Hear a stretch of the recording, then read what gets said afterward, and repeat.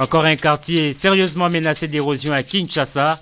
Eradi, dans la commune d'Esselembao, voit de plus en plus ses habitations absorbées après la moindre pluie qui s'abat dans la ville. Avec ses innombrables têtes d'érosion, Kinshasa donne à mourir de peur. Ici au quartier Eradi, dans la commune d'Esselembao, la vie tourne désormais au ralenti.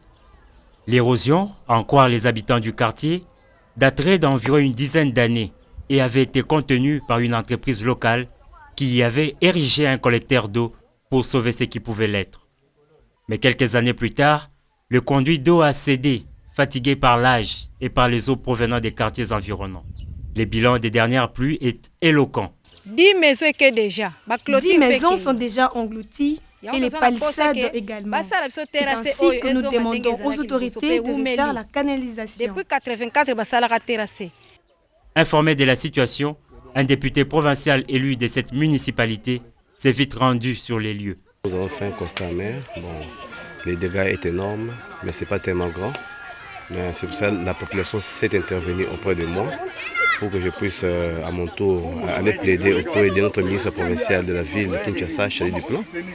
Je lui ai parlé, il a envoyé son conseiller pour qu'on puisse constater les dégâts et voir comment on peut débuter les travaux. Du côté de l'exécutif provincial, l'heure est à la proposition de solutions.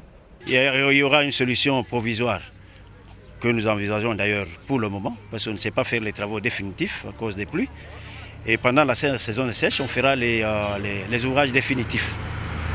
Pour le moment, on va procéder à la construction de 2 ou 3 bassins de rétention et à stabiliser les talus pour arrêter l'évolution des choses, de l'érosion. C'est tout ce qu'on peut faire pour le moment.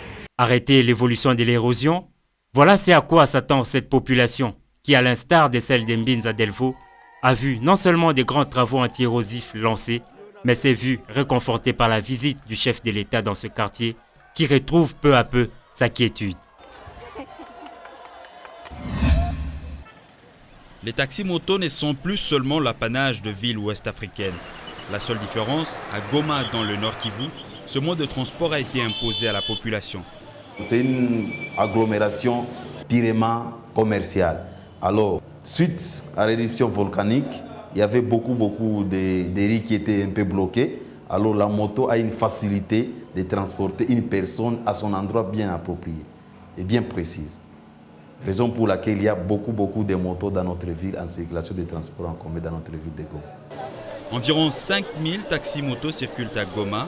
Associés au mauvais état de la voirie, ces engins occasionnent de nombreux accidents de circulation, d'où la nécessité du port de casques de sécurité, une notion que chaque motard perçoit à sa manière.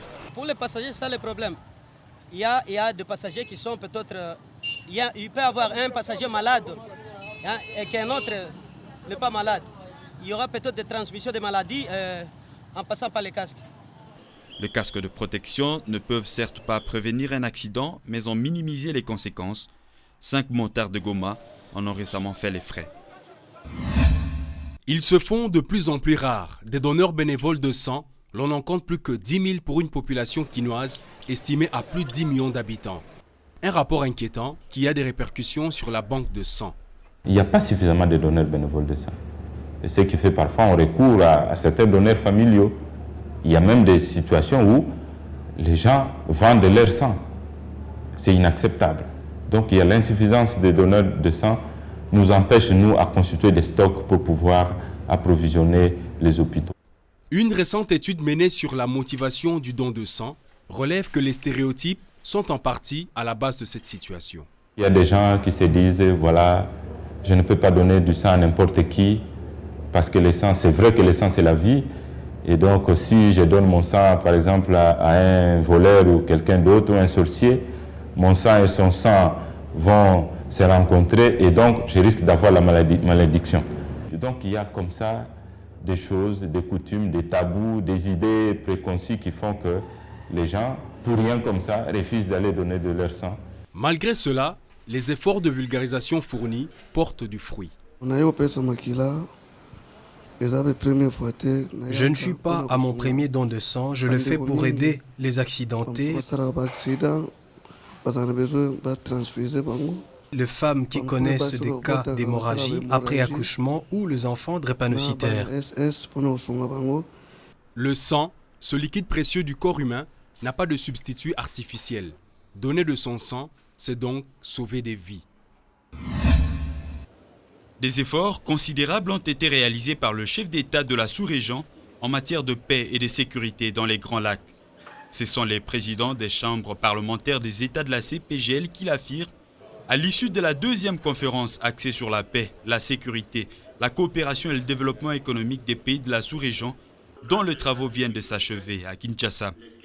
Dans leur déclaration, les présidents des parlements des États membres ont tout de même émis le vœu de voir être relancées les activités des organismes spécialisés de la communauté, ainsi que la mise en œuvre d'autres projets intégrateurs.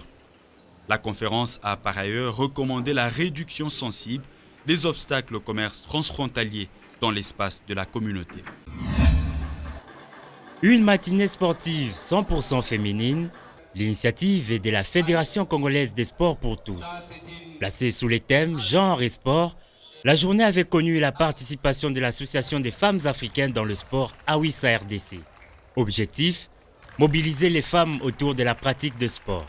Oui, nous ne le dirons jamais assez. Sans femmes, il n'y a pas de vie et il n'y aurait pas non plus de sport pour tous. Femmes politiques, femmes dans la science, femmes partout, oui, femmes au sport. Réussir une telle activité a surtout été possible grâce à l'apport de Awissa, étant donné que la structure se consacre essentiellement à l'encadrement de femmes dans le milieu sportif.